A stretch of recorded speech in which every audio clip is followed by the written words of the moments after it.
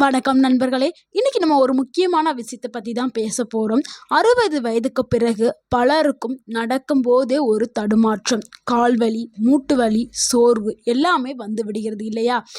ஆனால் நம்ம உணவில் சில சிறிய மாற்றங்களை தினசரி நம்ம ஃபாலோ பண்ணிட்டு வந்தோம்னா, சில பயிற்சிகள் செய்தோம்னா 60 வயசுக்கு மேலே கூட நிம்மதியாக நடக்கலாம். கால்களில் தடுமாற்றம் இல்லாமல் நிமிர்ந்து நடக்கலாம். கால்களும் பலம் பெறும். இன்னைக்கான வீடியோ அதுதான். இந்த வீடியோவில் அது அனைத்தையும் நம்ம பார்க்க போகிறோம். ஸோ இந்த வீடியோ ஒன்று ஸ்கிப் பண்ணாமல் ஃபுல்லாக பாருங்கள். கண்டிப்பாக உங்களுக்கு பயனுள்ளதாக இருக்கும். உங்களுடைய ஆரோக்கியம் கூட செய்யும். எதுக்காக நம்ம கால்களில் வந்து பலம் குறையுது? ஏன்னா முன்னாடிலாம் நான் நல்லா நடந்தேன், இப்போ நடக்கும்போது தடுமாற்றம் ஏற்படுது அப்படின்னு எல்லாரும் நினைப்பீங்க. அதாவது வயது காரணமாக நம்ம உடலில் இருந்து பல சத்துக்கள் வந்து வெளியேற ஆரம்பிக்கும்.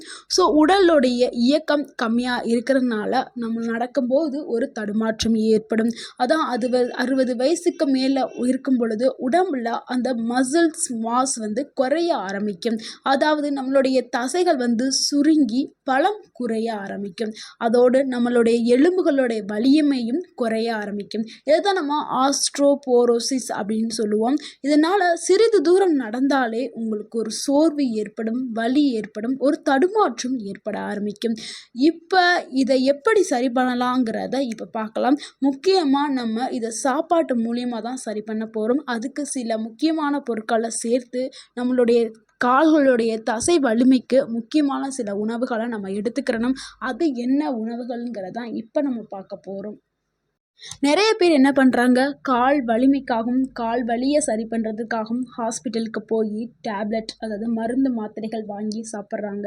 இதனால் அவங்களுக்கு அந்த ஒரு நொடி வந்து அந்த வலி வந்து நிற்கும். ஏன்னா வலி நிற்கிறதுக்கான ஒரு டேப்லெட்டை தான் அவங்க கொடுப்பாங்க. ஸோ அந்த டேப்லெட் போடும்போது வலி நிற்கும், அதுக்கப்புறம் திருப்பி வலி வர ஆரம்பிக்கும். ஸோ இந்த மாத்திரைகளை எடுக்கும் பொழுது இன்னொரு வியாதிகளை வந்து கொண்டு வர ஆரம்பிக்கும். ஸோ கிட்னி ஃபெயிலியர், மற்ற சிறுநீரக பிரச்சனை, இந்த மாதிரியான ப்ராப்ளத்தை கொண்டு வர வரைக்கும். ஸோ முடிஞ்ச அளவுக்கு இயற்கையான உணவுகளை உண்டு நீங்கள் இயற்கையாகவே 100 வயது வரைக்கும் வாழலாம். ஸோ எந்த ஒரு மருந்து மாத்திரையும் இதுக்கு தேவையில்லை. இந்த உணவுகள் எந்த ஒரு சைடு எஃபெக்டையும் கொடுக்காது, பக்க விளைவுகளை 100% வந்து தராது. தாராளமாக இந்த உணவுகளை நம்ம எடுத்துக்கலாம். அது என்ன உணவுங்கிறத இப்போ பார்க்கலாம் வாங்க. கால்களுக்கு பலம் கொடுக்கக்கூடிய 4 முக்கிய உணவுகளை தான் பார்க்க போகிறோம். அது முதலாவது என்னென்னா உளுந்து தாங்க. நம்மளுடைய சமையல் அறையில் இருக்கக்கூடிய உளுந்து, அந்த காலத்துலலாம் நம்மளுடைய முன்னோர்கள் வந்து உளுந்தை பயன்படுத்திட்டு வந்தாங்க உணவில். அதனால தான் அவங்க 100 வயது வரைக்கும் ஆரோக்கியமாக நிமிர்ந்து நடந்துட்டு போயிட்டு இருந்தாங்க. ஆனால் இப்போ இருக்க காலகட்டத்தில் ஒரு 40 வயசை தாண்டிட்டாவே நம்மளுக்கு இடுப்பு வலி வர ஆரம்பிக்கிறது, கால் வலி வர ஆரம்பிக்கிறது, நடக்கும்போது ஒரு தடுமாற்றம் ஏற்படுது. இதுக்கெல்லாம் காரணம் வந்து நம்மளுக்கு சத்துக்கள் குறைபாடு, நம்ம உணவு பழக்கத்தை மாற்றி அமைச்சதுனால தான். ஸோ முடிஞ்ச அளவுக்கு வாரத்தில் 2 முறை நம்ம உளுந்தை பயன்படுத்தணும். ஏன்னா உளுந்தில் நிறையா புரதம் இருக்குது, இரும்பு சத்து இருக்குது, விட்டமின் பி இருக்குது. ஸோ இது எல்லாமே நம்மளுடைய தசைகளுக்கு வலிமையை கொடுக்கக்கூடியது, நம்ம எலும்புகளுக்கு நல்ல ஸ்ட்ரென்த்தை கொடுக்கக்கூடியது. வாரத்துக்கு 2 முறை எடுத்துக்கிற பொழுது நம்மளுக்கு நல்ல ஒரு ஆரோக்கியமான ஒரு உடல் வந்து கிடைக்க ஆரம்பிக்கும். உளுந்தில் உளுந்து அடை செய்யலாம், உளுந்த வடை செய்யலாம், உளுந்து கஞ்சி செய்யலாம். அந்த காலத்துலலாம் ஏஜ் அட்டன் பண்ணோன்னே உளுந்தங்கஞ்சி தான் பெண்களுக்கெல்லாம் கொடுப்பாங்க. ஏன்னா பெண்களுடைய அந்த இடுப்போட எலும்பு வந்து வலிமையாக இருக்கணுங்கிறதுக்காக அடிக்கடி உளுந்தங்கஞ்சி, உளுந்தங்களி கிண்டி கொடுப்பாங்க. ஆனால் இப்போ உள்ள காலகட்டங்களில் யாருமே அதை செய்கிறது இல்லை. காலம் மாற மாற உணவு பழக்கம் மாறிடுச்சு, பல விதமான நோய்களும் வர ஆரம்பிச்சிருச்சு, உடலும் ரொம்ப வீக்காக ஆரம்பிச்சிருச்சு. முடிஞ்ச உளுந்த உணவில் பயன்படுத்துங்க. மூட்டு வலியை குறைய ஆரம்பிச்சிடும், கால்களுக்கு நல்ல ஒரு பலன் கிடைக்க ஆரம்பிக்கும். நம்மளுடைய கர்ப்பப்பைக்கு ஒரு நல்ல பலத்தை கொடுக்கக்கூடியது உளுந்து. உளுந்தை முடிஞ்சளவு உணவில் கண்டிப்பாக சேருங்க. உளுந்து சாதம் செய்யுங்க வாரத்துக்கு ஒரு முறை. உளுந்தில் வந்து சட்னி, அதாவது எந்த சட்னி வச்சாலும் சரி அதில் உளுந்து கொஞ்சம் ஆட் பண்ணி அரைச்சி சட்னிக்கு யூஸ் பண்ணிக்கிறேங்க. அதே மாதிரி இட்லி பொடிக்கு உளுந்து அதிகமாக சேருங்க. முடிஞ்ச அளவு உளுந்து சேர்த்துக்கிட்டே இருங்க உணவில். கண்டிப்பாக உங்களுக்கு மூட்டு வலியே இருக்கவே இருக்காது. அப்படி இருந்தாலும் அப்படியே குறைய ஆரம்பிச்சிடும் உணவில் பயன்படுத்தும் பொழுது. ரெண்டாவது உணவு என்னென்னா பால் மற்றும் தயிருங்க. இது கால்சியத்துக்கான ஒரு பவர் ஹவுஸ் அப்படின்னு சொல்லலாம். ஏன்னா பாலிலையும் தயிர்லேயும் தான் கால்சியம் அதிக அளவில் இருக்குது. 60 வயதுக்கு மேலே இருக்கக்கூடியவர்களுக்கு எலும்பு நசிவு வராமல் இருக்கிறதுக்கு கால்சியம், விட்டமின் டி ரொம்ப ரொம்ப முக்கியம். ஏன்னா வயது ஆக ஆக கால்சியமும் உடல்ல இருந்து கம்மியாயிரும், விட்டமின் டியும் கம்மியாயிரும். ஸோ இது ரெண்டுமே நம்ம உடலுக்கு ரொம்ப ரொம்ப தேவை. அதனால் தினசரி நீங்கள் 1 கப்பு பால் குடிக்கணும். அதே மாதிரி தயிரும் சேர்த்துக்கிறணும். மதியான நேரத்தில் சாப்பாட்டுக்கு தயிர் கண்டிப்பாக சேர்த்துக்கிறணும். இது உங்களுடைய எலும்பு வலிமையை அதிகரிக்கிறதுக்கு உதவி பண்ணும். அடுத்து உங்களுடைய செரிமான பிரச்சனைக்கு ஒரு நல்ல தீர்வையும் கொடுக்கும் தயிர். தயிரை மதியானத்தில் நீங்கள் உணவில் சேர்த்துக்கிற பொழுது உங்களுடைய குடல் சுத்தமாக்கப்படும். குடலில் இருக்கக்கூடிய அந்த நல்ல பாக்டீரியாவை அதிகரித்து உங்களுக்கு வேகமாக செரிமானம் நடக்கிறதுக்கு தயிர் உதவி பண்ணும். ஸோ முடிஞ்ச அளவு டெய்லியும் தயிரை மதியான உணவில் சேர்த்துக்கிறங்க. ஏன்னா மற்ற டைமில் சேர்க்கும் பொழுது சளி பிடிக்கும். ஏன்னா சீசனுக்கு ஏற்ற மாதிரி சளி பிடிக்கும். ஸோ மதியான டைமில் மட்டும் நீங்கள் தயிரை எடுத்துக்கிறங்க.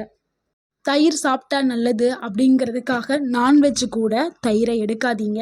அதாவது மீன் கூட தயிரை எடுக்காதீங்க. ஏன்னா மீன் கூட தயிரை எடுக்கும் பொழுது உடலுக்கு பலவிதமான பிரச்சனைகளை உண்டு பண்ணும். அது வாமிட், அலர்ஜி, அடுத்து காய்ச்சல் இந்த மாதிரிலாம் வர ஆரம்பிக்கும். ஸோ முடிஞ்ச அளவு தயிரை மட்டும் சாப்பிடுங்க. அது கூட மீனையோ முட்டையோ சேர்த்து சாப்பிடாதீங்க. அப்புறம் தயிர் சாப்பிட்ட உடனே பாலை குடிக்காதீங்க.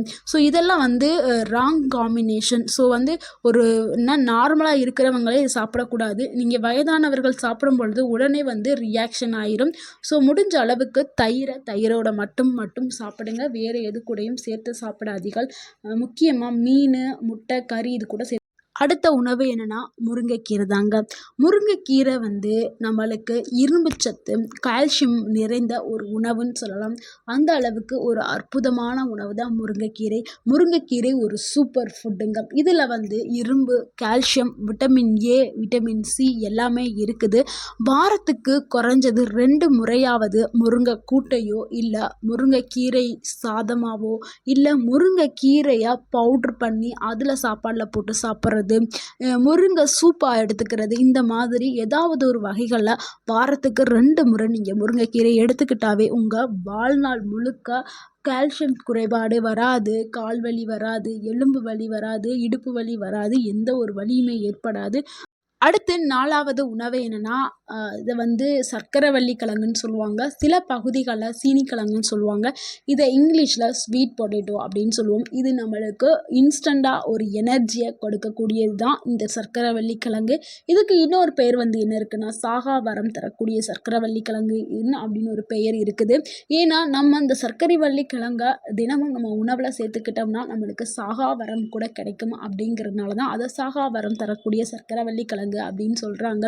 ஏன்னா இதில் விட்டமின் ஏ இருக்குது, விட்டமின் சி இருக்குது, நல்ல அளவு கார்போஹைட்ரேட்டை கொண்டது.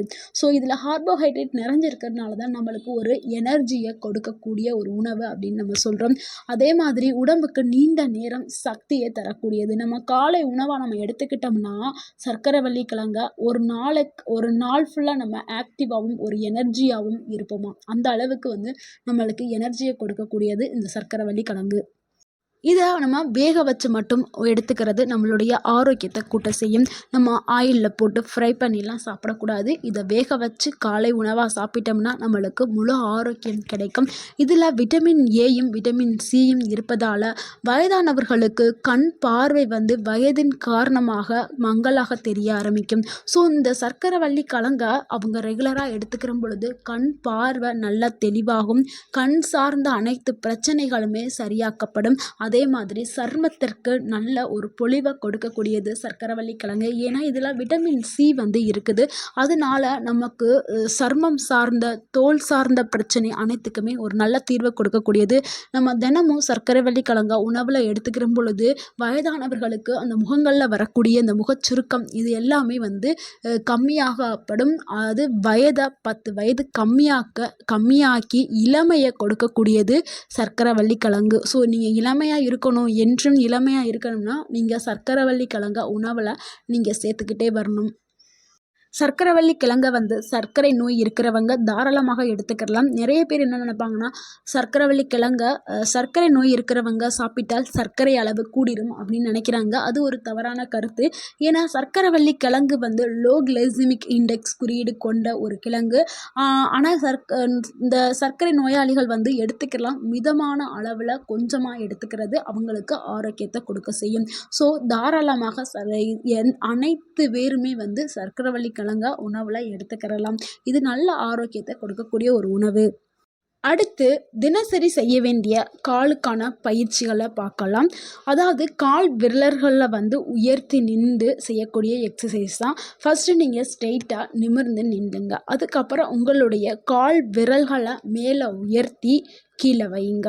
இதை 15 முறை செய்யுங்க. இதனால் உங்களுக்கு என்ன நன்மை கிடைக்கும்னா, கால்களுக்கு நல்ல தசைகள் உறுதியாக கிடைக்கும். ஸோ இந்த இமேஜில் தெரியுதுல்ல, அந்த மாதிரி ஸ்ட்ரெயிட்டாக நின்று கால்களை அதாவது குதிக்காலை மேலே தூக்கிட்டு அப்புறம் கீழே வைக்கணும். இந்த மாதிரி ரிப்பீட்டடாக 15 முறை செஞ்சுட்டே வாங்க. உங்களுக்கு ஒரு நல்ல ரிசல்ட் கிடைக்க ஆரம்பிக்கும்.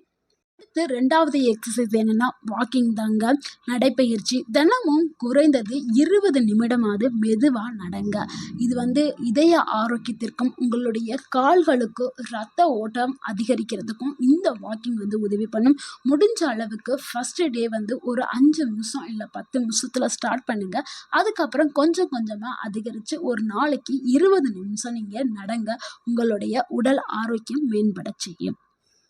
அடுத்து 3வது எக்ஸசைஸ் என்னென்னா சேரில் உட்காந்துட்டு எந்திரிச்சு நிற்கிற ஒரு எக்ஸசைஸ் தாங்க. நாற்காலியில் நீங்கள் மெதுவாக உட்காந்துட்டு மெதுவாக திருப்பி எந்திரிச்சு நிற்கணும். திருப்பி உட்காரணும், திருப்பி எந்திரிக்கணும். இதை நீங்கள் டெய்லி 10 முறை நீங்கள் செஞ்சீங்கன்னா உங்களுடைய மசில்ஸ் எல்லாமே டைட்டாகி நல்ல வலிமையாகும். ஸோ உங்களுக்கு நல்ல ஒரு ஸ்ட்ரென்த்தான உங்களுக்கு கால்களும் உங்களுக்கு உடல் ஆரோக்கியமும் கிடைக்கும். ஸோ நீங்கள் இதை டெய்லி 10 முறை நீங்கள் செஞ்சுட்டு வாங்க. உங்களுடைய கால்கள் நல்ல பலனாக கிடைக்கும். அடுத்து 4வது எக்ஸசைஸ் என்னென்னா கால்களை நீட்டி பண்ணக்கூடியது. கால்களை நல்லா நீட்டி, அதாவது ஃபஸ்ட்டு படுத்துக்கிறங்க. படுத்துட்டு கால்களை நல்லா ஸ்ட்ரெயிட்டாக நீட்டுங்க.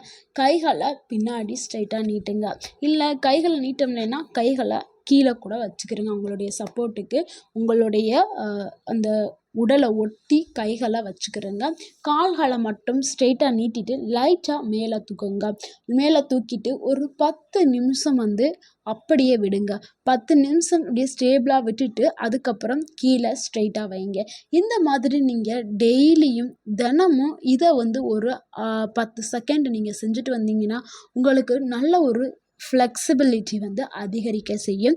உங்களுடைய கால்களில் நல்லா பலமாக மாற ஆரம்பிக்கும். ஸோ உங்களுக்கு கால்களில் நல்ல ஸ்ட்ரென்த்து கிடைக்க ஆரம்பிக்கும். ஸோ உங்களுக்கு கால் வலி இருக்காது, நடக்கும்போதே தடுமாற்றம் இருக்காது. சிறிய பழக்கங்கள் தான் உங்களுக்கு பெரிய பலன்களை தரக்கூடியது. அதனால் இப்போ பார்க்கக்கூடிய சில ஹெல்த் டிப்ஸை நீங்கள் இது கூட சேர்த்து ஃபாலோ பண்ணுங்கள். தினமும் போதுமான அளவு தண்ணி குடிங்க. ரத்த ஓட்டம் சரியாக இருக்கும். சூரிய ஒளியில் 15 நிமிஷம் நில்லுங்க. உங்களுக்கு விட்டமின் டி கிடைக்க ஆரம்பிக்கும்.